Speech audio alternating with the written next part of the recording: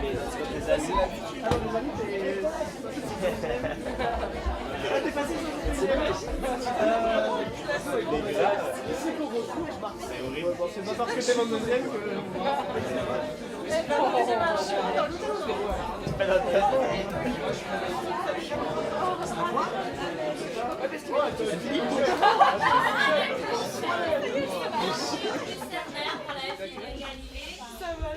N'oubliez pas, s'il vous plaît, de bien éteindre vos téléphones portables, y compris les modes vibreurs et les modes silencieux.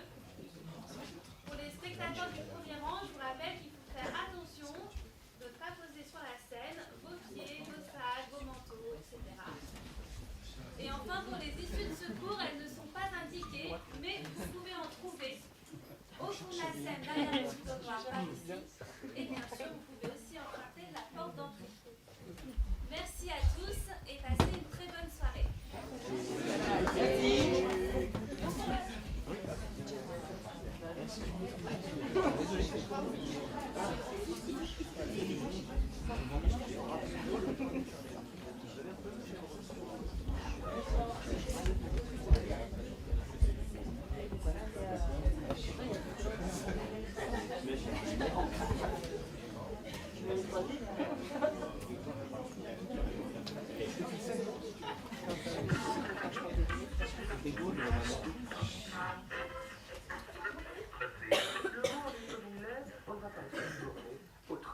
Que pensez-vous de la crise, monsieur? Bien clair, j'en pense que... Ah, Laurence. Bon, écoutez, cette crise n'existe pas. Enfin, c'est une invention médiatique, c'est comme un rhume. Le logement, par exemple, vous en dites quoi? Logement, les gens qui couchent dehors. Encore une invention de l'esprit. Personnellement, je suis logé, tous mes amis ont un appartement, j'en ai même qui vient d'acheter pour pas grand-chose un petit pavillon, certes petit, mais pavillon quand même. Et pourquoi ils gagnent moins que moi? Ceux qui n'ont pas assez. Les pauvres, vous voulez dire? Eh bien, ceux-là, excusez-moi, n'ont qu'à travailler. Voilà, c'est pas le boulot qui manque. Il suffit de chercher. Bon, sur le RMI, le RSA, qu'on ne me dise pas qu'il y a une crise du capitalisme. Le monde est comme ça. Ouais, on va pas le faire tourner autrement. Votre nouveau spectacle s'appelle Fillon 2017. N'est-ce pas un reniement de vos anciens spectacles plus rebelles?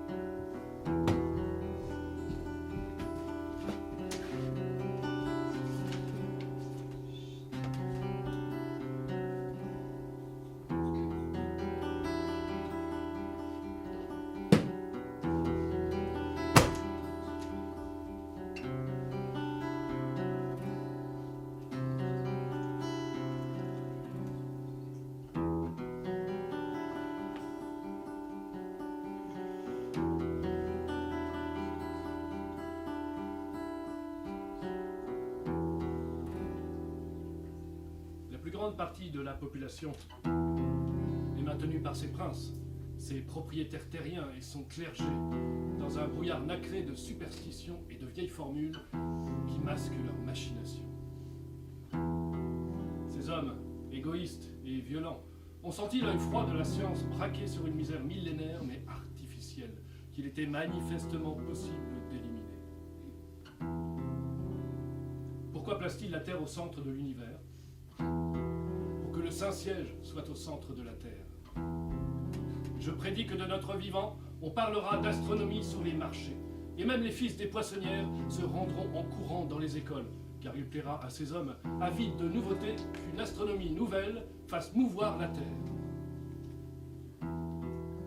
Et le pire est que ce que je sais, je suis forcé de le dire à d'autres, comme un amoureux, comme un ivrogne, comme un traître. C'est un vice absolu qui conduit au malheur. Mais combien de temps vais-je pouvoir le crier dans le noir? Telle est la question.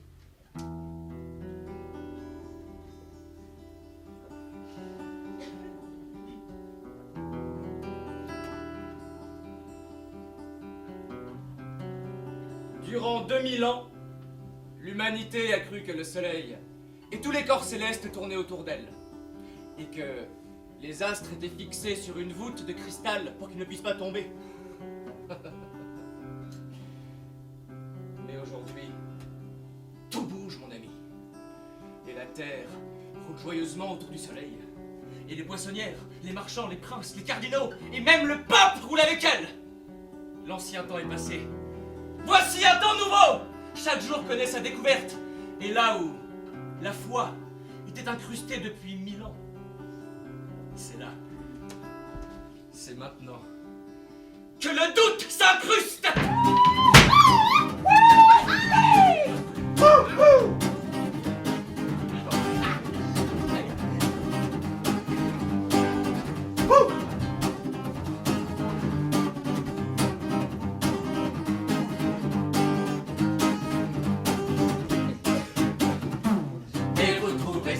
Mais ce n'est pas une blague. Les serviteurs sont chaque jour plus éprouvés. Mais il est vrai, il est bien rare et la main sur le cœur. Qui n'a jamais rêvé d'être son propre maître et seigneur.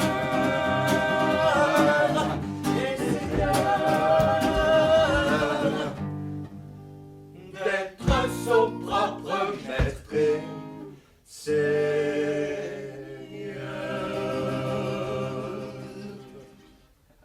Qui n'a jamais rêvé d'être son propre maître et seigneur? Vénérés habitants, de telles théories sont parfaitement impossibles. Pourquoi? Mais on dit bien qu'il y a des gens... Aujourd'hui, on dit bien que plus personne ne couchera dehors. Non? C'est pas faux. Bon. Qui a dit ça en fait? C'était pas un politicien? Non, c'était un homme d'église. Mais vous faites quoi là? Allez vous préparer, allez en coulisses. Quoi? Allez jouer. Oh!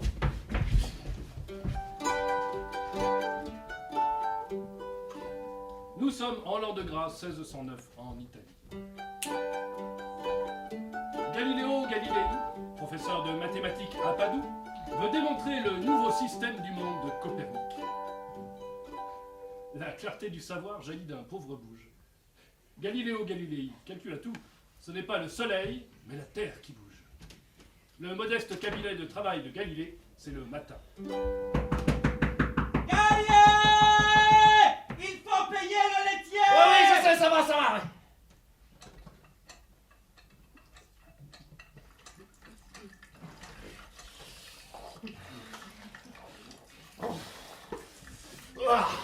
Bonjour, c'est Galilée. Andrea Sarti, le fils de Madame Sarti, la gouvernante de Galilée. Bonjour Andrea. Alors, ce que je t'ai expliqué hier, l'as-tu compris depuis? Quoi?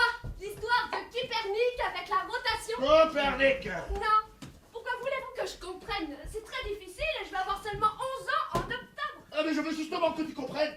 C'est pour que tu comprennes et que tout le monde comprenne que je travaille et que j'achète des livres coûteux au lieu de payer le laitier. Mais enfin, je vois bien, moi, que le soleil, le soir, il s'arrête ailleurs que le matin.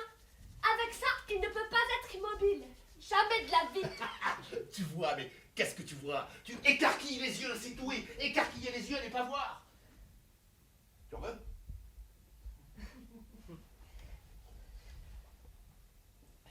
Merci. Mais on ne peut pas déplacer la Terre et l'univers et faire éclater nos jolies enveloppes de cristal. Quand on n'est pas capable de payer son lait! Madame Sarti, la gouvernante de Galilée. Que racontez-vous encore à mon garçon, monsieur Galilée? Rien, je lui apprends à voir. Laisse, mère, tu ne peux pas comprendre. Ah bon, parce que toi, en revanche, tu l'as peur? Bon, il y a un jeune monsieur qui vous attend là-bas dehors. Il est très bien habillé, avec une lettre de recommandation. Il désire des leçons. Oh! Vous devriez avoir honte, monsieur Galilée. Vous allez entraîner mon fils Andrea si loin qu'il va finir par soutenir que 2 font 5. Il comprend déjà tout ce que vous dites. Hier soir, il m'a même soutenu déjà que la Terre, elle tourne autour du Soleil. Il est persuadé qu'un monsieur du nom de Copernic l'a calculé. Copernic, madame Sarti. Est-ce qu'il ne l'a pas calculé, Copernic, monsieur Galilée? Oui, c'est Copernic. Parce que vous nous dites vraiment de pareilles sottises? Pour qu'il aille papoter à l'école et que ces messieurs du clergé viennent me voir parce qu'ils débitent des tas de choses passantes. Comme quand ils parlent à tout le monde de vos satanés discours. Vous devriez avoir honte, monsieur Galilée. Honte! Écoutez, madame Sarti, André et moi, nous avons fait des découvertes que nous ne pouvons pas plus longtemps cacher à la face du monde. Ah si? Un temps nouveau a commencé, une époque nouvelle où c'est un plaisir que de vivre. Eh bien, j'espère que dans cette époque nouvelle, nous pourrons aussi payer le laitier, monsieur Galilée. Alors, Copernic. Ou Copernic pas. Madame Sarcy, c'est Copernic, c'est pas compliqué quand même. Copernic. Copernic. Qui Pernic? Un autre fou qui met le soleil au centre et la Terre qui tourne autour. Essayez de comprendre enfin. Non, je n'y comprendrai jamais rien, et ça c'est un fait. Je veux justement que vous aussi vous le compreniez. Mais, enfin, monsieur Galilée, je les vois bien moi que les soirs, les soleils s'arrêtent ailleurs que les matins. Et que si on dit qu'ils se couchent, ce n'est pas pour rien, et je les vois bien qu'ils se couchent. Et ça, c'est un fait. Grazie, André. Bon, Andrea, tu fais là et tu fais le soleil. Allez, signora Salté. Una mattina. Non, Mais non, Vous êtes assis sur le tabouret et le tabouret c'est la terre. Madame Sarty, où est le soleil? À droite ou à gauche? À droite. Bien, et comment ira-t-il à gauche? Mais si vous le transportez à gauche, naturellement. Seulement dans ce cas? Si. Madame Sarty, où est le soleil maintenant? À droite ou à gauche? À gauche. Bien, et est-ce qu'il a bougé? Non. Alors qui a bougé? Moi. Mais fou, ignorante, c'est le tabouret qui a bougé. Mais moi avec. Naturellement, tu es assis sur le tabouret c'est la terre. Vous m'avez dit de faire la terre. Je t'ai jamais dit ça. Vous m'avez dit de faire la terre, je suis pas un menteur. Vous avez fait la terre. Ça va pas, ton affaire. Viens là. Tiens, menteuse. Le tabouret. Tu l'as tourné de côté, comme ça. Et pas comme ça. Mais sur quoi maman serait tombée, et ça c'est un fait. Pourquoi tu n'as pas tourné vers l'avant? C'est un exemple, Hein? mais enfin, Pourquoi? je peux pas comme ça, quoi. Pourquoi? Pourquoi? Ben, c'est la preuve que maman serait tombée. Si la terre tourne, on marche sur la tête et ça ne va pas. Et voilà pour vous. Mais enfin, Andrea, hier j'étais pourtant démontré que la terre pouvait tourner, tu avais Cette compris. nuit, j'ai découvert que dans ce cas-là, si la terre tournait ainsi, la nuit, je serais pendue la tête en bas. Et ça, c'est un fait. Bon, donne-moi ça. Ceci est donc la terre. Alors, comment ça se fait que la nuit, je ne pende pas la tête en bas? Ça c'est la terre et ça, c'est toi. Et maintenant, la terre tourne. Et on pend la tête en bas. Ah bon? Pourquoi? Regarde bien, où est la tête là? Là, en En bas. bas? Mais comment ça en bas? Les pieds ne sont-ils pas en bas? Quand je tourne, tu te tiens peut-être comme ça? Non. Ah, Mais pourquoi je ne m'aperçois pas de la rotation? parce que tu tournes avec elle. Toi et l'air qui est au-dessus de toi et tout ce qu'il y a autour de la terre. Et pourquoi le soleil a l'air de bouger? Ça c'est la terre et ça, c'est toi. Elle est sous tes pieds. Elle reste la même et pour toi elle ne bouge toujours pas. Maintenant, regarde au-dessus de ta tête. Qu'est-ce qu'il y a au-dessus de ta tête? La lampe. Oui. Alors si je tourne comme ça, qu'est-ce qui est au-dessus de ta tête et donc en haut? Le sol. Oui, où est la lampe alors? En haut. En bas. En bas, Mais monsieur Galilée, mais vous allez. Ça fait beau. Bonjour, monsieur. Un jeune bourgeois pédant qui veut devenir l'élève de Galilée. Mon nom est Ludovico Marsili. Ah, bravo, on rentre ici comme dans un moulin. Très bien.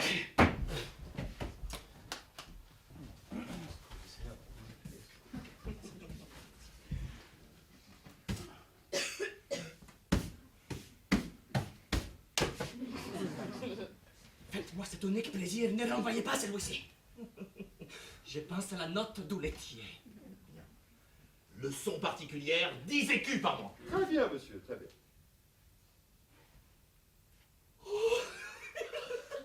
Qu'est-ce qui vous intéresse dans la vie? Je n'ai pas la tête faite pour les sciences, monsieur Galilée. Dans ce cas, ce sera 15 écus par mois. Parfait, monsieur, parfait. Vous étiez en Hollande. Où j'ai beaucoup entendu parler de vous. Maman souhaitait que je regarde un peu autour de moi, ce qu'il y a dans le monde, etc., etc. Et naturellement, en Hollande, maman vous a dit qu'en Italie, par exemple, il y a... Et comme ma mère souhaitait que je regarde autour de moi dans les sciences aussi. Il vous faudra être patient avec moi, monsieur Galilée. D'autant plus que dans les sciences, c'est toujours différent de ce que nous dit le bon sens. Prenez par exemple ce drôle de tube qu'ils vendent à Amsterdam. Je l'ai bien examiné. Un étui en cuir noir avec 2 lentilles, une comme ça, j'entends dire que l'une agrandit que l'autre rapetisse. Tout homme raisonnable penserait qu'elle se compense. Bon, on voit 5 fois plus grand à travers cet objet, voilà votre science. Qu'est-ce qu'on voit 5 fois plus grand? Les clochers, les pigeons, tout ce qui est loin. Et le tube avait 2 lentilles. Est-ce que ça ressemblait un petit peu à ça? Ouais. Et de quand date l'invention? Oh, je crois qu'elle n'avait pas plus de 3 jours quand j'ai quitté la Hollande. Mais pourquoi faut-il que ce soit la physique, mon brave ami? Pourquoi pas l'élevage de chevaux, de la théologie, une école de commerce, HEC, trader, tenez? Ma mère pense qu'un peu de science est nécessaire. Chacun aujourd'hui met de la science dans son vin. Ma mère va d'ailleurs même beaucoup plus loin. Elle met la science dans son lit. Voyez-vous, elle est très attirée par les scientifiques. Elle est très attirée par les scientifiques en particulier. Et quand je parle... Sorti, je sais vous écouter. Envoyez Andrea chez le lunetier chercher 2 lentilles. Elle est la fille des cordes. Le trésorier de l'université de Padoue, monsieur Priuli. Monsieur Galilée? Monsieur Galilée, je viens au sujet de votre requête concernant une augmentation qui porterait à 1000 écus votre salaire. Malheureusement, je ne peux pas l'appuyer auprès de l'université. La mathématique est, pour ainsi dire, un art peu lucratif. Ce n'est pas que notre République ne l'estime pas par-dessus tout, mais elle n'est pas aussi nécessaire que la philosophie, ni aussi utile que la théologie, Monsieur Galilée. Monsieur Galilée Je ne m'en sors pas avec 500 écus. Monsieur Galilée, vous n'enseignez chez nous que 2 fois 2 heures par semaine. N'avez-vous pas d'élèves particuliers? J'en ai trop. J'enseigne, mais quand puis-je apprendre? Quand puis-je faire mes recherches? Comment puis-je alors avancer si je suis obligé, pour faire marcher mon ménage, d'inculquer au premier imbécile venu qui peut se le payer, que les parallèles se coupent à l'infini? Monsieur! Nous nous reverrons, monsieur. Ciao. N'oubliez pas tout à fait que notre République ne paye peut-être pas autant que payent certains princes d'Italie, mais qu'elle garantit la liberté de la recherche. Jusqu'en Hollande, tout le monde sait que Venise est la République ou l'Inquisition n'a pas son mot à dire, et cela n'est pas négligeable pour vous qui êtes astronome, agissant de ce fait dans un domaine où depuis un certain temps, la doctrine de l'Église n'est plus considérée avec le respect qu'on lui doit. Alors, vous avez livré monsieur Giordano Bruno à Rome parce qu'il propageait l'enseignement de Copernic. Oh! Non pas parce qu'il propageait l'enseignement de Copernic, qui par ailleurs est faux, mais parce qu'il n'était pas vénitien et n'avait pas non plus de poste ici chez nous. Et protéger la liberté de penser est pour vous une bonne affaire, n'est-ce pas? En rappelant qu'ailleurs l'Inquisition règne et brûle, vous obtenez ici à bon marché de bons professeurs. Vous vous dédommagez de cette protection contre l'Inquisition en payant les plus bas salaires. Oh! Pas de rose sans épines, pas de prince sans moine, monsieur Galilée. À quoi sert une recherche libre sans temps libre pour chercher? Qu'advient-il des résultats? Les Vaulois sur la chute des corps ont fait beaucoup de bruit. Et cela ne vaut pas quelques écus de plus. On vous applaudit à Paris et à Prague, mais les messieurs qui vous applaudissent là-bas ne payent pas à l'université de Padoue ce que vous lui coûtez, ne vaut tant que ce qui rapporte tant. Votre discipline est votre malheur, monsieur Galilée. Je comprends. Marché libre, recherche libre, libre marché de la recherche, n'est-ce pas? Juste. Notre République accueille vos idées. Ici, vous pouvez travailler. Personne ne vous surveille, personne ne vous opprime. Et convenez, monsieur Galilée, qu'ici, vous pouvez travailler. Oui. Oui. Et en ce qui concerne l'aspect matériel des choses, faites-nous donc à l'occasion quelque chose d'aussi joli que votre magnifique compas de proportion, avec lequel on peut, sans aucune connaissance mathématique, calculer les intérêts composés d'un capital, ou bien définir le poids des boulets de canon. Monsieur Galilée! Nous savons que vous êtes un grand homme. Un grand homme mais insatisfait. Oui, je suis insatisfait. Je suis insatisfait de moi et vous en seriez conscient. Vous me donneriez quelques écus de plus. Mais... Au lieu de cela, vous faites en sorte que je le sois de vous. Alors je ne vais pas vous déranger plus longtemps.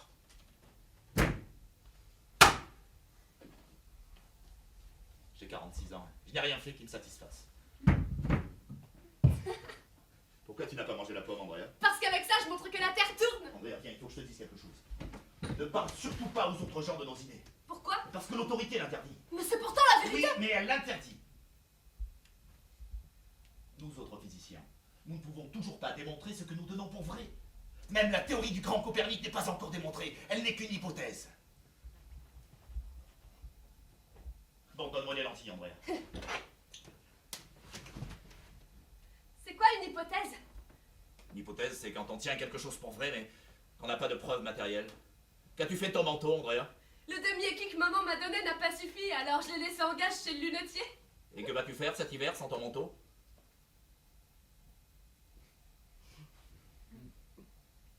Moi aussi, je vais être physicien, monsieur Galilée. Tiens, Andrea, regarde un peu à travers ça. Tout se rapproche. La cloche du campanile, toute proche. Je peux même lire les lettres de cuivre. Gracia Dei. Cela va nous rapporter 500 écus. Yeah.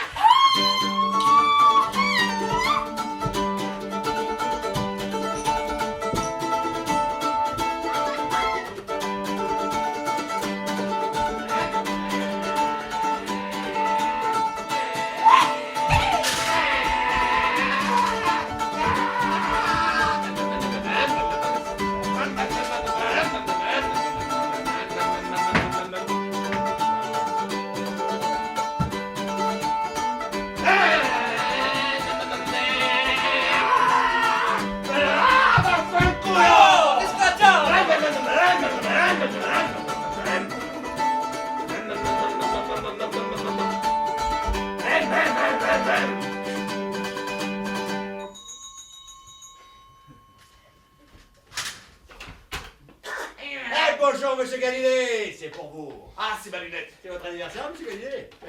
Moi, c'était hier. Et devinez ce que j'ai eu pour mon anniversaire? La Vespa. Elle est belle, hein, non? Tous les soirs sur ma Vespa, c'est la Dolce Vita. Bon, c'est pas grave.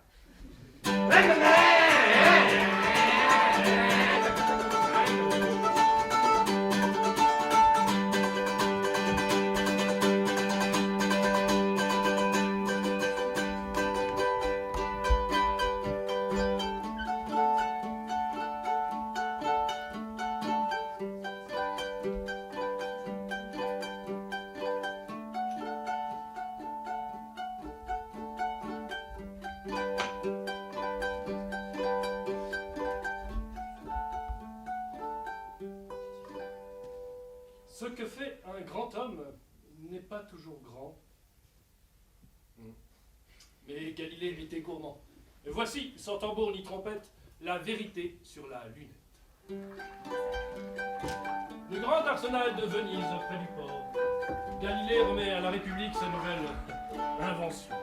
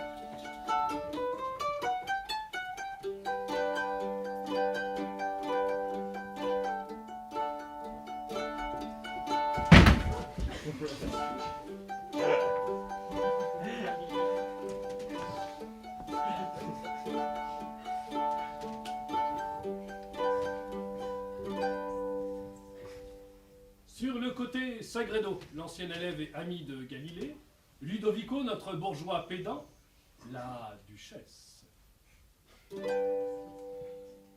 Avec une joie profonde et toute l'humilité qui vous est due, je puis aujourd'hui vous présenter et vous remettre un instrument absolument nouveau. Ma lunette ou tube optique, fabriquée selon les plus hauts principes scientifiques et chrétiens, fruit de la recherche patiente de 17 années, de votre humble serviteur. Voilà. Voilà.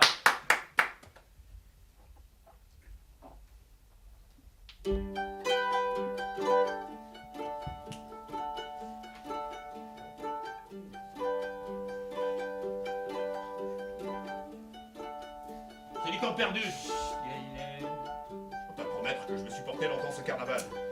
Ces gens-là s'imaginent avoir reçu un joujou qui va leur apporter des sous, alors que c'est bien davantage.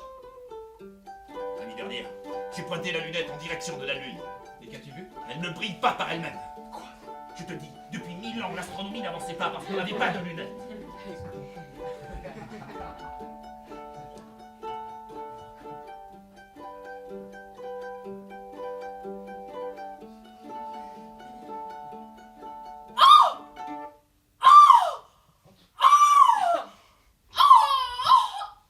Votre Excellence est-elle satisfaite?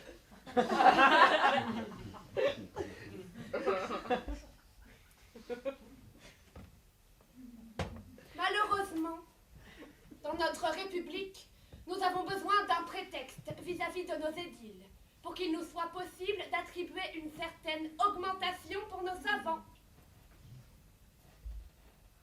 Nous avons besoin du prétexte, monsieur Galilée.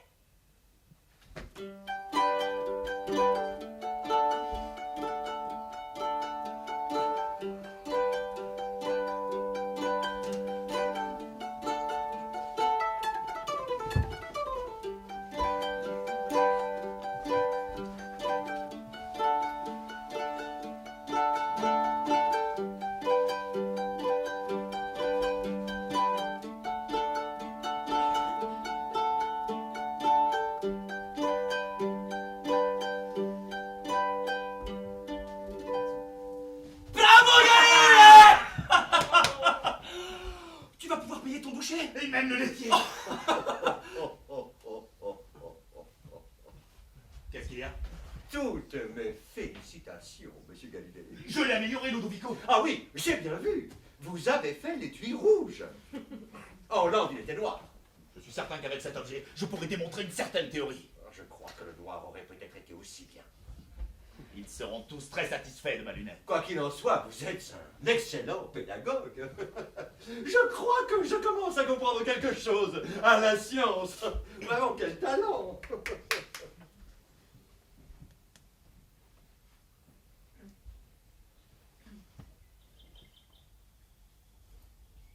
Le 10 janvier 1610, au moyen de la lunette, Galilée découvre dans le ciel des phénomènes qui confirment la théorie de Copernic. De Copernic.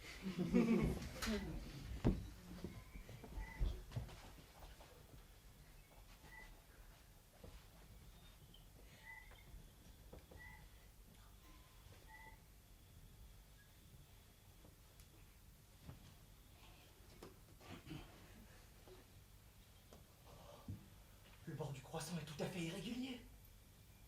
Il est dentelé et plein d'aspérité. Et dans la partie sombre, à proximité du bord lumineux, apparaissent l'un après l'autre des points lumineux. Finissant par rejoindre la plus grande partie lumineuse. Comment t'expliques-tu ces points lumineux? Cela ne peut pas être. Mais pourtant si, ce sont des montagnes.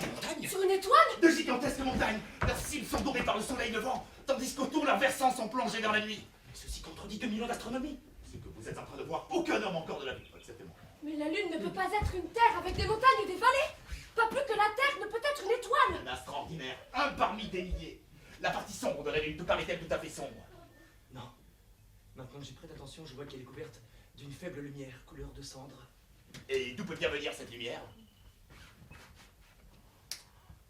Elle vient de la Terre. C'est absurde. Comment la Terre, avec ses montagnes, ses forêts et ses océans, pourrait-elle être lumineuse? Un corps froid? Tout comme la Lune est lumineuse. Parce que ces deux astres sont illuminés par le soleil. C'est pour cela qu'ils sont lumineux. Ce que la Lune est pour nous, nous le sommes pour la Lune. Ainsi, il n'y aurait aucune différence entre la Lune et la Terre? Apparemment pas. Il n'y a pas 10 ans qu'un homme a été brûlé à Rome. Il s'appelait Giordano Bruno. Et il précisait ceci. Certes, mais nous le voyons. Aujourd'hui, 10 janvier 1610, l'humanité inscrit dans son journal « Ciel aboli ». C'est effrayant. C'est effroyable. Et j'ai découvert une autre chose encore. Monsieur Galilée, cette invention de vous que vous présentez comme le fruit de 17 années de recherche, savez-vous qu'on la trouve à tous les coins de rue en Italie pour quelques écus et qu'on la fabrique en Hollande? Vraiment? Je ne comprends pas votre calme, monsieur Galilée. Mais qu'est-ce qui vous chagrine exactement? Laissez-moi vous dire que Monsieur Galilée a fait ces jours-ci, au moyen de cet instrument, des découvertes bouleversantes touchant l'univers des astres. Oui, j'ai un œil, trésorier, tenez. La découverte que je viens de faire me suffit. Je suis l'homme qui, pour cette camelote, a fait doubler le salaire de monsieur Galilée. Écoutez, cher Monsieur Prioli, je ne peux sans doute pas juger la valeur marchande de cet instrument, mais sa valeur pour la philosophie est La si philosophie? haute. Qu'est-ce que monsieur Galilée, qui est mathématicien, a à voir avec la philosophie? Monsieur Galilée, vous avez dans le temps inventé pour la vie d'une très honnête pompe à eau. Votre système d'irrigation fonctionne. Les drapiers nouent également votre machine. Comment pouvais-je m'attendre de votre part à pareille chose? Si vite, trésorier. Les voies maritimes sont toujours longues, peu sûres et très chères. Il nous manque un guide pour la navigation. Or, j'ai des raisons de supposer qu'il est possible d'apercevoir clairement au moyen de ma lunette certains astres dont les mouvements sont très réguliers. Et de nouvelles cartes du ciel feraient économiser à la navigation des millions d'écus. C'est assez. Je vous ai déjà trop écouté. Pour me remercier de ma bienveillance, vous avez fait de moi la risée de la ville. Je survivrai dans les mémoires comme le trésorier abusé par eux de lunettes sans valeur. Vous avez de bonnes raisons de rire. Vous avez vos 500 écus. Mais moi, je peux vous dire, et c'est un homme honnête qui vous le dit, ce monde me donne la nausée. Dans sa colère, il en devient presque sympathique, j'ai entendu. Un monde dans lequel on ne peut pas faire d'affaires lui donne la nausée. Avais-tu connaissance de ces instruments hollandais? Bien sûr, par oui dire. Mais celui que j'ai construit pour s'épeindre est beaucoup mieux. Comment veux-tu que je travaille avec un huissier dans la chambre? J'ai besoin d'acheter des livres et pas seulement de physique. Et j'aime aussi manger comme il faut. C'est au cours d'un bon repas qu'il me vient le plus d'idées. 5 années de temps libre pour la recherche, et j'aurai tout démontré. Et quand bien même la Terre serait un corps céleste, on est encore très loin des affirmations de Copernic soutenant qu'elle tourne autour du soleil. Il n'y a dans le ciel aucun astre autour duquel un autre tourne. Et tout de même, autour de la Terre tourne toujours la Lune. Ah oui? Eh bien, je voulais vous montrer autre chose. Depuis avant-hier, je m'interroge. Ah, voici Jupiter. Il se trouve qu'il y a 4 étoiles plus petites proches de lui qu'on ne voit qu'à l'aide de la lunette. Je les ai vues lundi, mais je n'ai pas pris particulièrement note de leur position.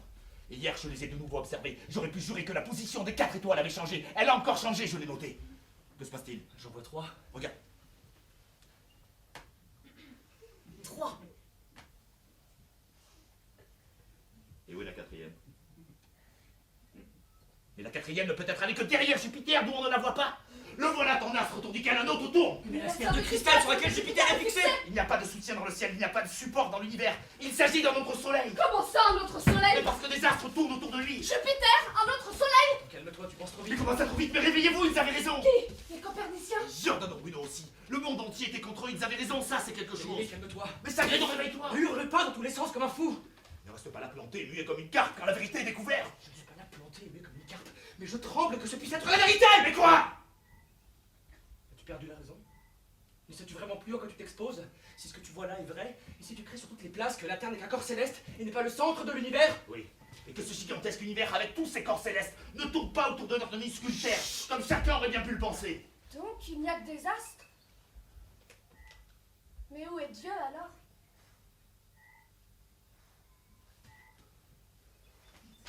Qu'est-ce que tu veux dire? Dieu? Où est Dieu? En nous, nulle part. Comme l'a dit celui qu'on a brûlé! Comme l'a dit celui qu'on a brûlé. Mais c'est pourquoi on l'a brûlé! Il n'y a pas 10 ans de cela! Parce qu'il ne pouvait rien démontrer, il affirmait seulement. Galilée, je t'ai toujours connu homme à droite. Pardon. À droite, pardon.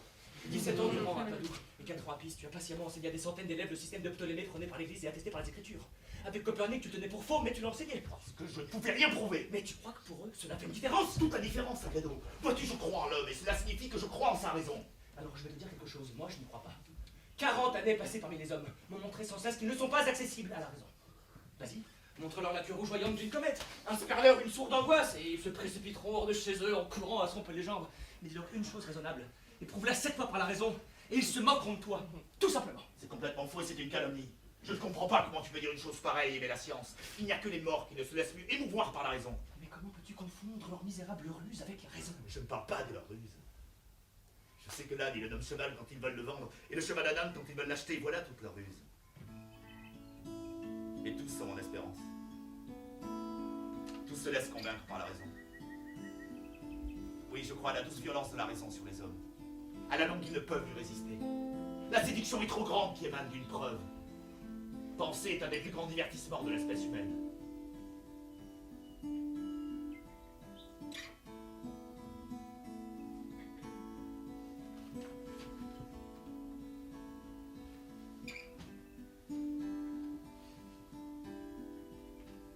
Je vais peut-être nommer quelques petites taches ternes du côté gauche d'une grande étoile, astre Médicerne. Oui, du nom de Côme de Médicis, le grand-duc de Florence. Pour tout vous dire, nous allons sans doute déménager à Florence. J'ai écrit une lettre là-bas au grand-duc pour savoir s'il pouvait avoir besoin de moi comme mathématicien à la cour. À la cour? Mais, mon cher époux, j'ai besoin d'être libre de mon temps, j'ai besoin de preuves et je veux de la viande à manger. À ce poste-là, je n'aurai plus à surveiller en leçon particulière le système de Ptolémée. Et j'aurai le temps d'établir mes preuves, car celles que j'ai maintenant ne suffisent pas. Car je ne désire rien tant que d'être plus proche de vous, vous, le soleil levant qui allait éclairer ce siècle. Galiléo Galilei. Galilée? Oui. Le grand-duc de Florence, à 9 ans. Oui, je vois que tu trouves ma lettre un peu trop servile. Oh, un homme qui aurait acquis le mérite de prouver Aristote pourrait écrire une lettre plus mesurée. Eh bien, pas moi. Un homme comme moi ne peut obtenir un poste à peu près digne de ce nom qu'en rampant à plat ventre. Et tu sais très bien combien je déteste les gens dont le cerveau n'est pas capable de remplir l'estomac. Ne va pas à Florence, mon ami. Et pourquoi? Mais parce que les moines y règnent! Il y a des savants renommés à la cour de Florence. Où dépêches-tu? Eh bien, je les prendrai par la peau du cou et les traînerai devant ma lunette. Les moines aussi sont des hommes, Sagredo. Je te veux engager sur un chemin terrible. C'est la nuit du malheur, celle où l'homme voit la vérité. Et l'heure de l'aveuglement, celle où il croit en la raison humaine. De qui dit-on qu'il va les yeux ouverts? De qui va à sa perte? Toi, si méfiant dans ta science, tu es crédule comme un enfant pour tout ce qui semble faciliter sa pratique. J'aime la science. Mais toi, plus encore. Ne va pas à Florence.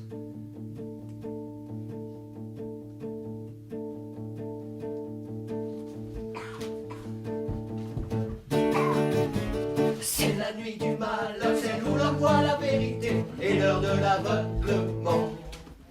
Celle où il croit en la raison humaine, 10 janvier 1610. Ciel aboli. Quand je t'ai vu à ta lunette, regardez ces nouvelles étoiles. J'ai cru te voir sur le péché. Et quand tu disais que tu croyais dans l'épreuve, J'ai humé l'odeur de la chair brûlée. la science, mais pas plus encore Galilée. Galileo, Galileo, Galileo, Galileo, Galileo. Oh, mamma mia, let me go! Let me go! Don't go, don't go, don't go, don't go.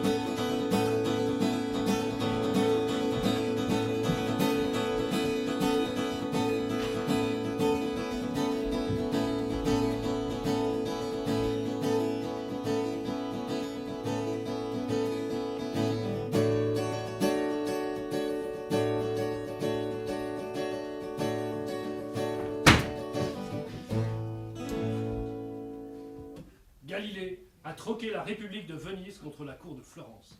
Ces découvertes dues à la lunette se heurtent à l'incrédulité des savants florentins. L'ordre ancien dit « Je suis ce que toujours j'étais ». L'ordre nouveau dit « Si tu n'es plus bon, disparais ».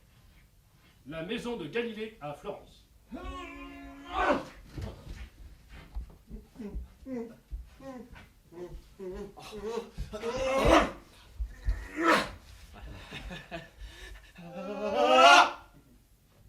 Le mathématicien et le philosophe de la cour.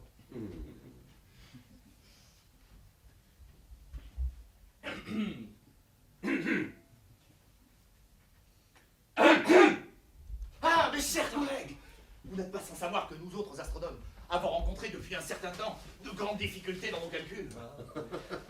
Nous utilisons un système très ancien qui semble être en harmonie avec la philosophie, mais malheureusement pas avec les faits. Les faits ? Enfin, dans cet ancien système, le système de Ptolémée. Ah, Ptolémée, oui. Les mouvements sont très compliqués. La planète Vénus, par exemple, ferait un mouvement de cette sorte.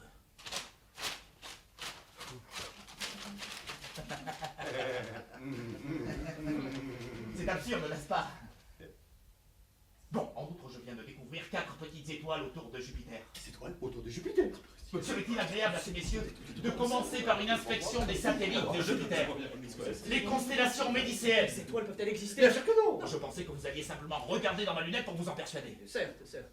Vous n'ignorez évidemment pas que, selon l'avis des anciens, des étoiles qui tournent autour d'un autre centre que la Terre ne peuvent exister. Oui, mais c'était dans les livres, messieurs. Ni non plus des étoiles sans appui dans le ciel. Il suffit de Mais sans même regarder. tenir compte de la possibilité de telles étoiles que le mathématicien semble mettre en doute. J'aimerais, en tant que philosophe, soulever, en toute modestie, la question suivante. De telles étoiles sont-elles nécessaires? Aristotélis divini universum. On pourrait parler français, que les gens comprennent enfin quelque chose dans la salle. C'est important, c'est ce qu'ils me comprennent. Si les gens y tiennent. Oui, mais l'argument perdra de son éclat. C'est vrai, mais nous sommes chez lui. Ah. Le monde, tel que se le représente le divin Aristote, Aristote. avec ses sphères et leur musique mystique, et ses voûtes de cristal, et les cycles de ses corps célestes, et l'inclinaison de l'orbe solaire, et les secrets des tables des satellites, et la profusion d'étoiles au catalogue de l'hémisphère austral, et l'architecture illuminée du globe céleste, est une construction d'un tel ordre et d'une telle beauté que nous devrions certainement hésiter à vouloir détruire cette harmonie. Cette harmonie! Harmonie. Bon, mais si vous aperceviez maintenant par la lunette ces étoiles impossibles autant qu'inutiles. Mais enfin, messieurs, c'est lui-ci à travers toute l'Italie. On braque ses lunettes vers le ciel. Bon, les lunes de Jupiter ne rendent pas le lait moins cher, mais on ne les avait jamais vues auparavant et pourtant elles existent.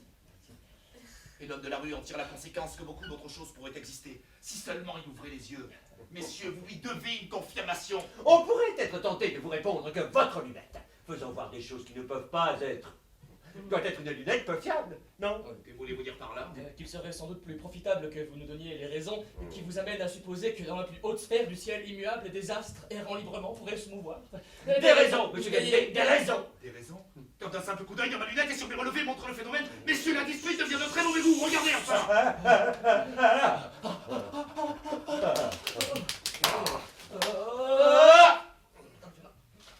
Mais regardez enfin! Si l'on était sûr de ne pas vous mettre davantage en colère, on pourrait dire ceci. Ce qu'il y a dans votre tube et ce qu'il y a dans le ciel peuvent être deux choses distinctes. Oui, on saurait exprimer cela plus poliment. Vous m'accusez d'escroquerie? Oh, mais comment le pourrions-nous? On se demande simplement si vos étoiles existent. Vraiment, vraiment? Vous avez regardé, oui ou non? Mais enfin, messieurs! Vous serez étonnés, il n'y a pas d'enveloppe des sphères. Tous les manuels vous diront qu'il y en a. Eh bien, qu'on nous donne de nos manuels. Oh, cher ami, mon vénéré collègue et moi-même ne nous appuyons sur rien moins que sur l'autorité du divin Aristote en personne. Messieurs, l'autorité d'Aristote est une chose, mais les faits que l'on peut toucher du doigt en sont une autre. Je vous supplie en toute humilité de croire vos yeux. Écoute, mon petit bonhomme! Il m'arrive de temps en temps aussi démodé que cela puisse te paraître de lire Aristote. Et là, je puis vous assurer que j'en crois mes yeux.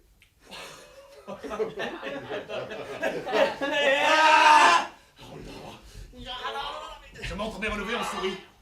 Et je mets ma lunette à disposition pour qu'on puisse s'en convaincre. On me cite Aristote et cet homme ne disposait pas de lunettes. Il est vrai que non. Ah, Il est vrai que non. Non. S'il s'agit ici de traîner dans la boue Aristote, il me semble, à moi du moins, que la poursuite de cette discussion est inutile. Oui. Je rejette une discussion non objective. Basta così!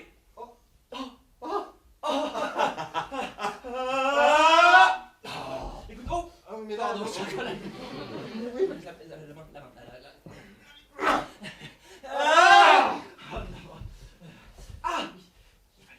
Ah non, la dernière fois j'ai eu mal. Je sais, écoutez, on n'a pas le choix. Mais je veux pas avoir mal. Je Sois sens que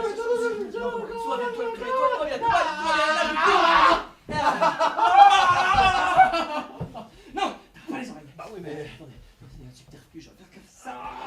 Mais oh, pardon.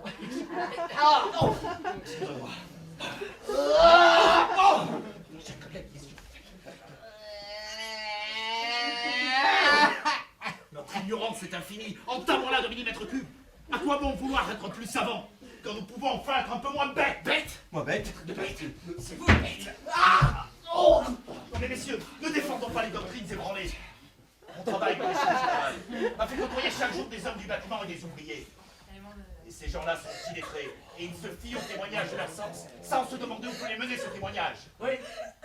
Après tout ce que nous avons entendu ce soir, je ne doute pas plus longtemps que Monsieur Galilée trouvera des admirateurs dans les chantiers navals, Je l'ai donc. les tourneurs-fraiseurs, Les syndicalistes! les grévistes,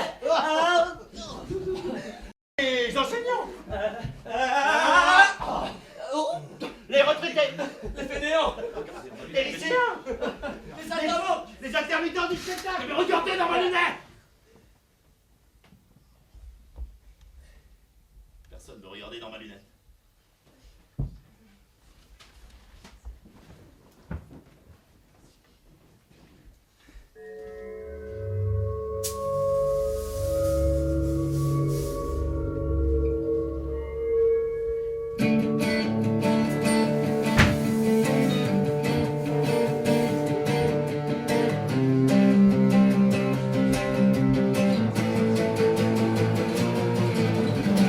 Fais regarder dans ta lunette. Est-ce que ça sert vraiment à quelque chose? On ne peut pas se protéger d'un phénomène céleste avec une lunette. Regarde dans ta lunette, savant aux yeux usés. Tes rêves se fracassent sur un monde blasé. Tourne et puis tourne ta folie de santé. Tes prétentions stupides, personne ne veut voyager.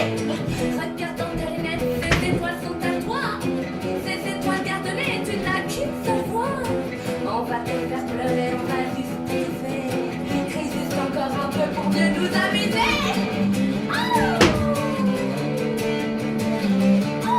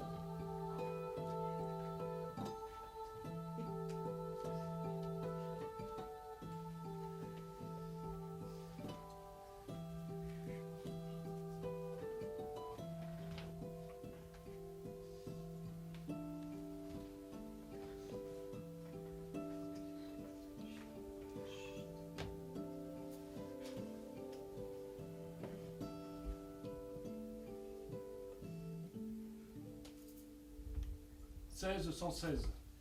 Le Collegium Romanum, institut de recherche du Vatican, confirme les découvertes de Galilée. Une nonne à un prélat.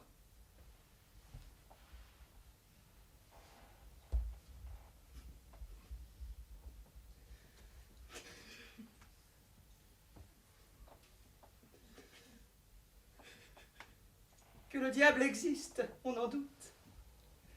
Mais que la terre roule comme une bille dans le ruisseau, ça on le croit. Oh, j'ai le vertige! La terre tourne trop vite! Permettez que je me retienne à vous, mon père! Aujourd'hui, elle est encore une fois complètement saoule et la vieille terre.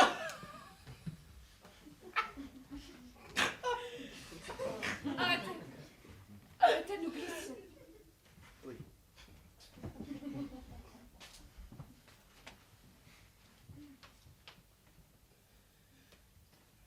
Pourvu qu'on ne soit pas balancé sur la lune, ma sœur.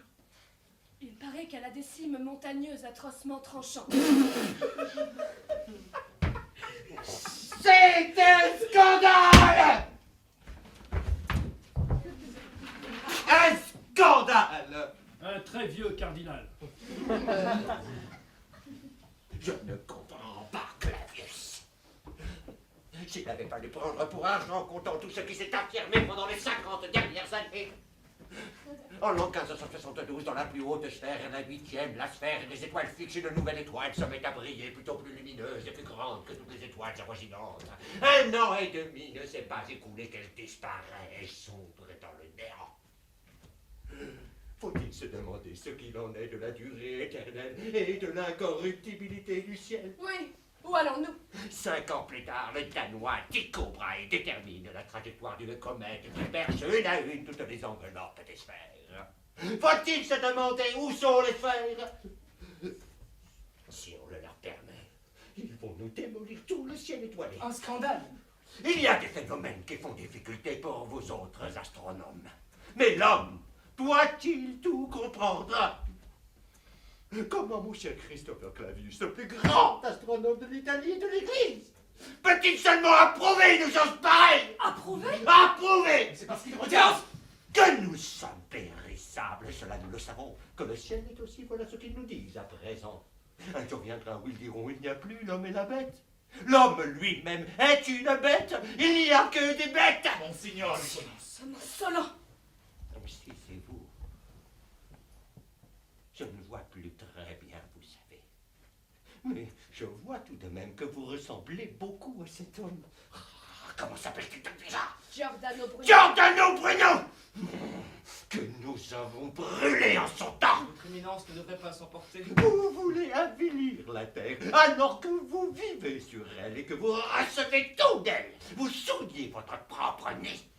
Mais moi, quoi qu'il arrive, je ne le tolérerai pas. Je ne suis pas n'importe quel être sur n'importe quel petit astre qui tourne en rond pendant quelque temps n'importe où. Je marche d'un pas assuré sur une terre ferme. Elle est fixe, elle est le centre de l'univers. Et je suis au centre. Et l'œil du Créateur est fixé sur moi et sur moi seul. Autour de moi, rivés aux 8 sphères de cristal, tournent les étoiles fixes. Et le soleil prodigieux qui a été créé pour éclairer tout ce qui m'entoure. Et moi avec, afin que Dieu me voie. Ainsi, visiblement et irréfutablement, tout dépend de moi, l'homme, fruit de l'effort divin, la créature en son milieu, l'image de Dieu, impérissable et...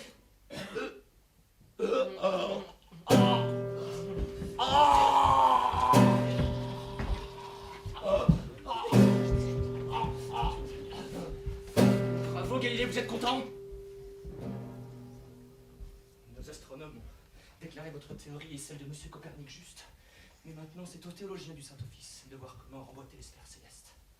Vous avez gagné. Non, la raison a gagné. À très vite, monsieur Galilée.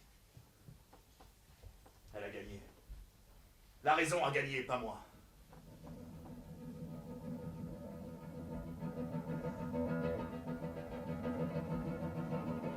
Monsieur Galilée, Le Saint-Office a décrété cette nuit que la théorie de Copernic, selon laquelle le Soleil est au centre du monde et immobile, alors que la Terre n'est pas au centre et se meut, est folle, absurde, hérétique au regard de la foi.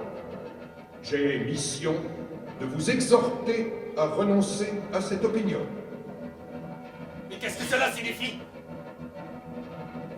Mais les faits! J'avais cru comprendre que les astronomes du Collège Bourbanoum avaient reconnu la réalité de mes observations! Bienvenue à Rome, ami Galilée. Mais les satellites de Jupiter, les phases de Vénus, les cratères de la Lune! Le Saint-Office a pris sa décision sans prendre connaissance de ces détails. Ce qui signifie que toute recherche scientifique ultérieure Est pleinement garantie, monsieur Galilée. Et cela conformément à la doctrine de l'Église qui dit que nous ne pouvons pas savoir, mais sommes libres de chercher. Vous êtes libres. Vous êtes libres d'étudier même cette théorie-là, même sous la forme d'une hypothèse mathématique. La science est la fille légitime et bien-aimée de l'Église, monsieur Galilée. Personne d'entre nous ne suppose sérieusement que vous voulez saper la confiance en l'Église. On épuise la confiance à trompette d'Igénel! Je suis un fils fidèle de l'Église! Je suis un fils fidèle de l'Église. Il est épouvantable. Il va en toute innocence démontrer que Dieu a fait les plus grosses bourdes en astronomie. Quoi? Dieu n'a pas étudié avec assez de soin l'astronomie avant de rédiger les saintes écritures. Et ce mauvais sujet sait très bien ce qu'il fait quand il rédige ses discorsi, non pas en latin, mais dans la langue du peuple, des poissonnières, des marchands de laine. Maintenant, fini les discorsi. Je ne peux pas être traité de criminel quand je dis que 2 et 2 font 4. Mais il ne s'agit pas d'arithmétique, mais de l'esprit de doute et de révolte qui branle le peuple. Devons-nous fonder la société humaine sur le doute et non plus sur la foi? Mais après tout, l'homme peut non seulement mal interpréter le mouvement des astres, mais également la Bible, non? Mais après tout, c'est aux théologiens du Saint-Office de décider comment interpréter la Bible, non? Vous voyez? À présent, vous vous taisez. Vous serez pour toujours l'esclave de vos passions. Vous aviez un cerveau magnifique. Quel dommage.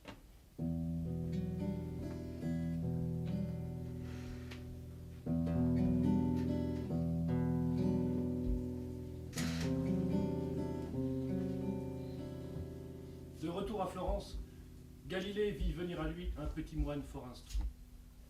Monsieur Galilée, je n'en dormais plus depuis 3 nuits. Je ne savais comment concilier le décret que j'ai lu et les satellites de Jupiter que j'ai vus. J'ai donc décidé de dire ma messe ce matin tôt et de venir vous voir. On me faire savoir que Jupiter n'a pas de satellite? Non, j'ai réussi à pénétrer la sagesse de ce décret.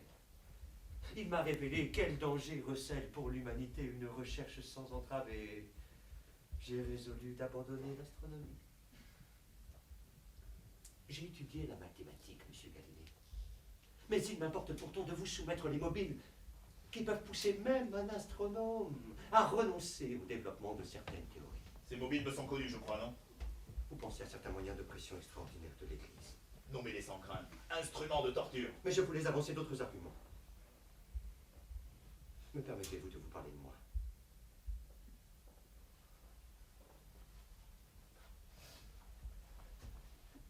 J'ai grandi en campagne. Je suis fils de paysan. Ce sont des gens simples. Ils savent tout de l'olivier, mais pour le reste, peu de choses. Tout ne va pas bien pour eux. Pourtant, un certain ordre gît caché au fond de leur misère même. On leur a assuré que l'œil de la divinité est posé sur eux, que tout le théâtre du monde est construit autour d'eux, afin que les agissants puissent faire leur preuve dans leur rôle, grand ou petit. Que diraient les miens s'ils apprenaient de moi qu'ils sont sur un petit amas de pierres passablement insignifiant? À quoi leur serait encore utile, ou même bonne alors, une telle patience, une telle acceptation de leur misère? Comprenez-vous alors que je lis dans le décret de Saint-Office une noble compassion maternelle, une grande bonté d'âme? Bonté d'âme? Mais sans doute voulez-vous dire que le vin est bu, qu'il n'y a plus rien à manger, qu'ils n'ont plus qu'à baiser la soutane? Pourquoi l'ordre dans ce pays est-il uniquement l'ordre d'un panier à pain vide? Et la seule nécessité, c'est de travailler jusqu'à en mourir. Aux paysans de campagne, payer le prix des guerres, que le pape mène en Espagne et en Allemagne. C'est de cela qu'il s'agit. Pourquoi met-il la Terre au centre de l'univers? Pour que le Saint-Siège puisse être au centre de la Terre. Vous avez raison. Il ne s'agit pas de planètes, mais de paysans de campagne. Nous ne pouvons pas rester des hommes de science et nous refuser à la masse. Dois-je mentir à vos gens? Mais ne croyez-vous pas que la vérité, si c'est la vérité, s'imposera même sans nous? Non, non, non et non. Seule s'impose la part de vérité que nous imposons. Si les gens ne se mettent pas en mouvement et n'apprennent pas à penser, les plus belles technologies ne leur serviront à rien. Un diable, je vois la divine patience de vos gens. Mais où est leur divine colère?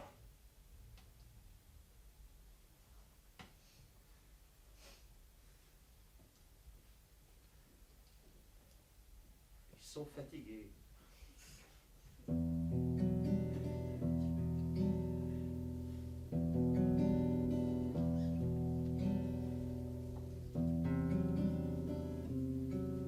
intention n'est pas de démontrer que j'ai eu raison jusqu'alors, mais de chercher à savoir comment j'ai eu raison. Oui. Encore une fois, nous allons tout remettre en question. Ce que nous découvrirons aujourd'hui demain nous effacerons du tableau. Et nous ne l'inscrirons de nouveau qu'après l'avoir trouvé encore une fois. Et ce que nous souhaitons trouver, nous le considérons une fois trouvé avec une méfiance particulière. Donc, nous allons nous remettre à l'observation du Soleil, avec la détermination inébranlable de démontrer l'immobilité de la Terre. C'est seulement lorsque nous aurons échoué, que vaincus complètement et irrévocablement, et léchant nos blessures dans le plus triste état, alors nous commencerons à nous demander si nous n'avions pas tout de même eu raison, et que la Terre tourne. Et s'il devait arriver que toute autre hypothèse nous fonde entre les doigts, alors nous serons sans pitié avec ceux qui n'ont pas cherché mais pourtant parlent.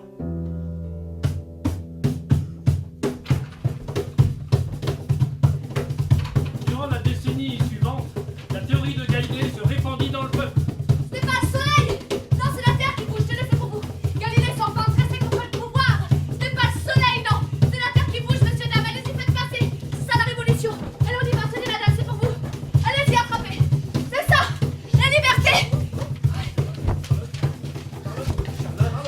Charlotte!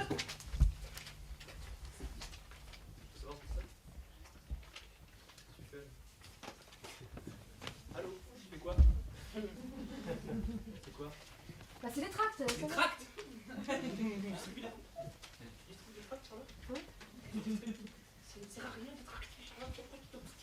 Et oh, ça va! C'est pas en faisant rien qu'on va changer le monde! Mais elle m'énerve avec ça! Changer le monde de quoi? Tu veux changer le monde avec des tracts? C'est ça que tu veux faire? Hein? Tu caches le spectacle, tu es contente avec des tracts pourris? Tu veux changer tu veux changer quoi? Tu veux payer ce soir? Ouais. Moi aussi, lui aussi, lui aussi. La salle est pleine. Tu veux te plaindre de quoi? Tu veux te plaindre de quoi, Bah, Charles? regarde autour de toi, il y a de plus en plus de pauvres! Attends, Charlotte, c'est pas non plus dans un théâtre qu'on va faire la révolution. Ok. Tu te tais. Les pauvres, c'est la crise, d'accord? Tu n'y peux rien, j'y peux rien, ils n'y peuvent rien. Maintenant, laisse tranquille, les banques vont nous sauver, maintenant. C'est ça, ouais. Bon, Philippe, tu dis un truc là? Oui, elle est fort sympathique cette petite discussion, mais nous pendant ce temps-là on fait les 3-8 en régie.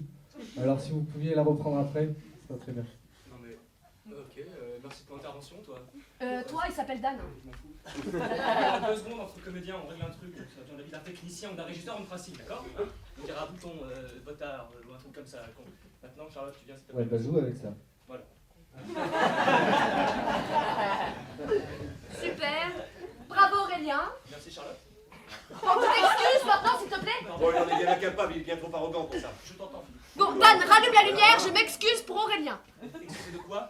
C'est moi qui passe pour le con, là? Non mais attends.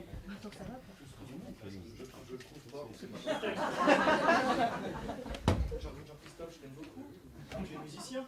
Tu sais pas jouer la comédie, alors tu vas sur ton cube de musicien. Maintenant Charlotte, elle vient, elle arrive. Dis-moi, merci ce discours, moi, les dégâts. Et toi, tu te tais ou dans 5 minutes, tu crames.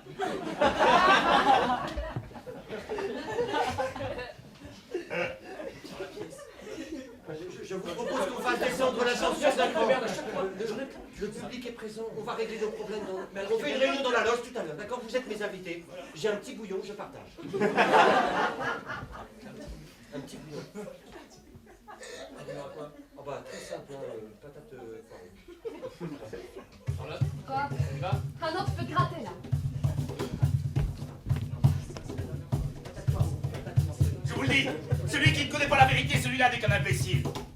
Et celui qui la connaît la nomme mensonge, celui-là est un criminel. Je vais donc écrire dans la langue du peuple, des poissonniers et des ouvriers. La plus grande partie de la population est maintenue par ses princes, ses prêtres et ses propriétaires terriens, dans un brouillard nacré de superstitions et de vieilles formules qui masquent leurs machinations. Et ces hommes égoïstes et violents ont sorti l'œil froid de la science, braqués sur une misère millénaire mais artificielle, qu'il était manifestement possible d'éliminer en les éliminant eux. Mais Galilée alla trop loin. 22 juin 1633. Monsieur Galilée, j'ai mission de vous informer que la cour de Florence n'est plus en mesure d'opposer la moindre résistance au désir de la Sainte Inquisition, qui est de vous interroger à Rome. La voiture de la Sainte Inquisition vous attend, Monsieur Galilée.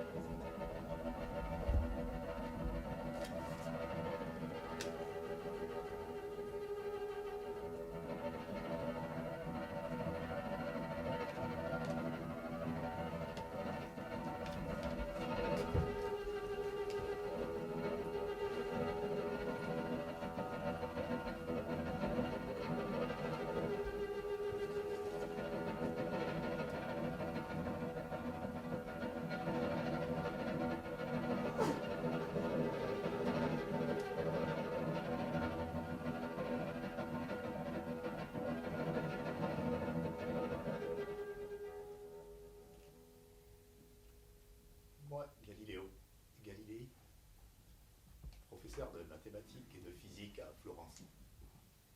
J'abjure. Non! Non! Je rejette, je renie tout ce que j'ai enseigné. À savoir que le soleil est immobile et au centre du monde et que la Terre n'est pas immobile et n'est pas le centre du monde. J'abjure, exècre et maudit d'un cœur sincère et d'une foi non feinte toutes ces erreurs et hérésies, ainsi que d'une manière générale toute autre opinion opposée à la Sainte Église.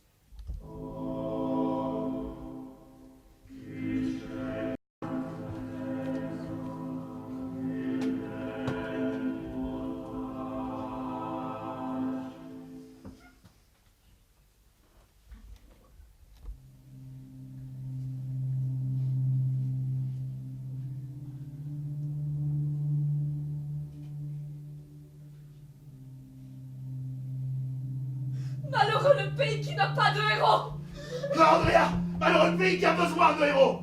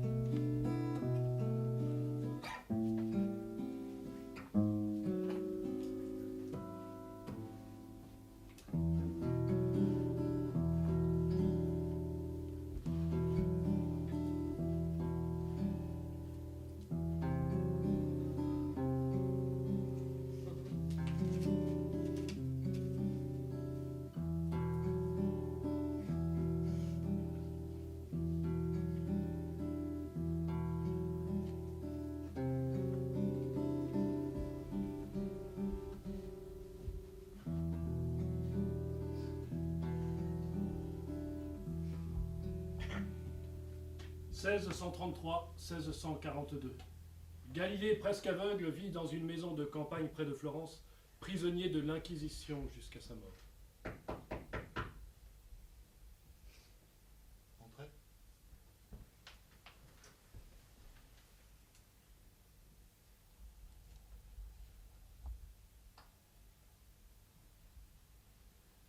Bonsoir. André. sur le point de quitter l'Italie pour la Hollande où je vais me consacrer à la science. Et on m'a prié de venir vous voir au passage, pour que je puisse faire un rapport sur vous. Comment allez-vous? Approche, André. Comment vas-tu? Parle-moi de ton travail. J'ai entendu dire qu'il portait sur l'hydraulique. Votre ami Fabricius d'Amsterdam m'a chargé de m'enquérir de votre santé. Je suis en bonne santé, on me consacre beaucoup d'attention. Oui, on affirme que vos supérieurs auraient constaté avec satisfaction qu'en Italie, aucune œuvre soutenant des hypothèses nouvelles n'a été publiée depuis que vous vous êtes soumis. Malheureusement, il y a des pays qui se soustraient encore à la protection de l'Église. Je crains que les théories condamnées ne continuent d'y être soutenues. Non. À la suite de votre rétractation, des cartes affourées dans son tiroir sont traitées sur la nature de la lumière. Ah bon? Je fais des progrès bien plus grands qu'on ne l'espérait. Mes supérieurs envisagent aussi la guérison de mon âme. J'ai recommencé à écrire. J'ai achevé les Discorsi. Quoi? Les discours touchant la mécanique et aux lois de la chute des corps? Ici? Oh, on me donne plus papier. Mes supérieurs ne sont pas des imbéciles, ils savent que les vices enracinés ne peuvent être extirpés d'un jour à l'autre. Et ils me protègent des suites désagréables en me soustrayant le tout page après page. Les Discorsi entre les mains des moines? Et Paris, et Prague et Londres qui en sont affamés? Fabricius sera exalté à l'idée d'apprendre que j'ai sacrifié les derniers misérables, le reste de mon bien-être pour faire une copie. Vous avez une copie? Dans la malle. Troisième tiroir au fond à gauche. Et évidemment, si tu devais envisager de faire passer la copie en Hollande, tu en porterais sur tes épaules l'entière responsabilité. En ce cas, tu l'aurais acheté à quelqu'un qui a eu accès à l'original au Saint-Office. Les Discorsi? Ce sera le fondement d'une physique nouvelle. Oh, il fallait bien que j'emploie mon temps à quelque chose. Mais ceci change tout. Ah bon? Vous cachez la vérité à l'ennemi. Dans le domaine de l'éthique aussi, vous aviez des siècles d'avance sur nous. Explique-moi ça, Andrea. Vous avez les mains sales, disions-nous. Et vous de dire mieux vaut sale que vide. Mieux vaut sale que vide, ça sonne réaliste, ça sonne bien de moi, ça. Vous avez conquis le temps d'écrire une œuvre scientifique que vous seuls pouviez écrire. Si vous aviez péri sur le bûcher dans une auréole de feu, les autres auraient été vainqueurs. Sans vainqueurs! Ils sont vainqueurs. Il n'y a pas d'œuvre scientifique qu'un homme soit seul à pouvoir écrire. Pourquoi vous êtes-vous alors rétracté?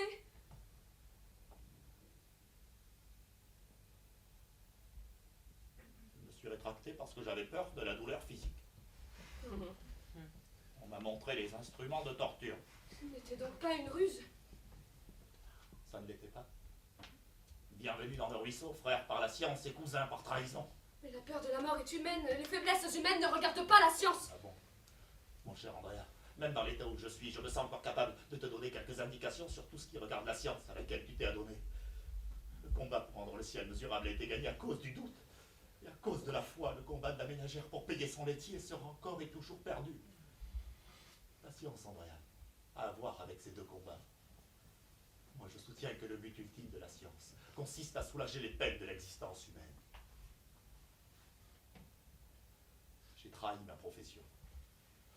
Un homme qui a fait ce que j'ai fait ne peut être admis dans la communauté des hommes de science.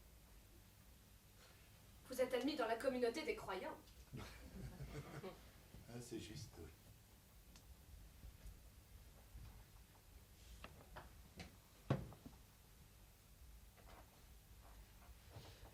Ainsi, vous n'êtes plus d'avis qu'un temps nouveau a commencé.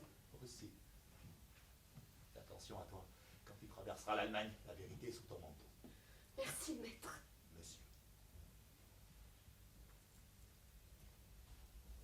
Andrea. Oui.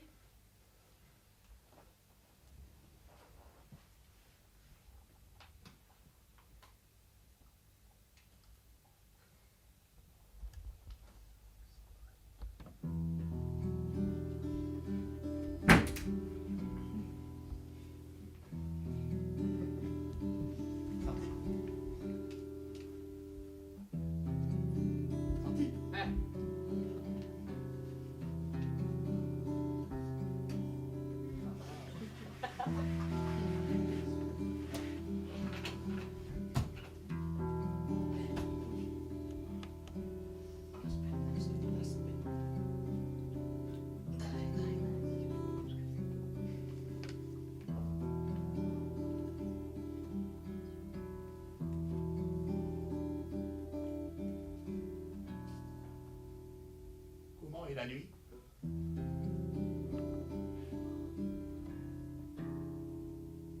Claire.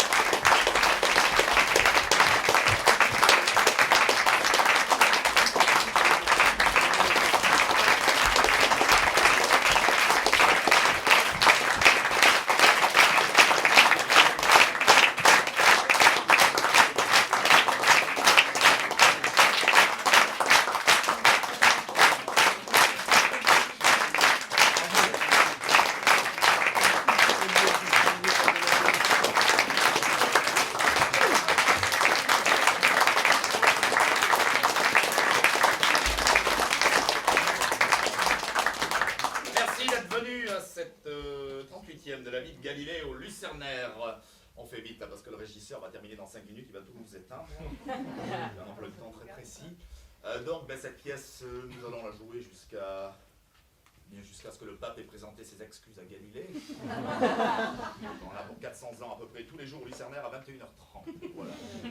Donc, et pour que cette pièce continue, eh bien, on a besoin de la plus belle des publicités, qui est celle de la propagande de la parole humaine. Alors parlez-en autour de vous. Alors on a fait le compte, il faut que vous fassiez venir 10 personnes chacun et chacune. On a vos noms, vos numéros de téléphone, vos mails en général, on saura savoir. Il y a une page Facebook à liker, j'espère que vous le ferez.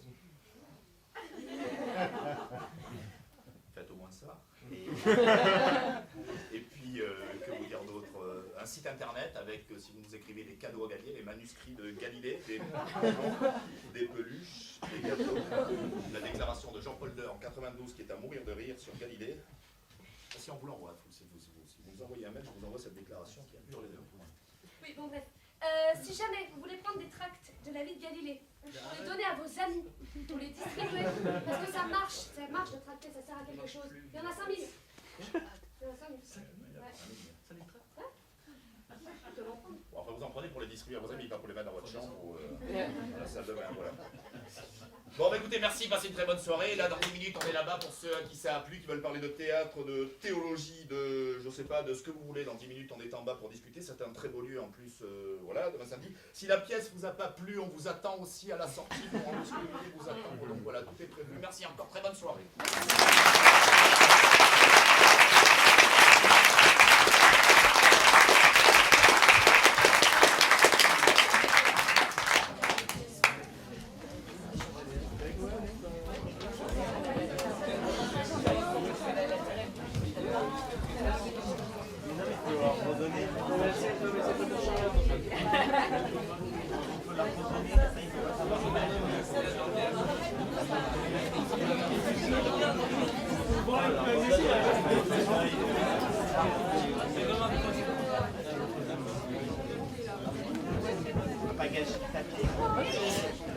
Est-ce que toi,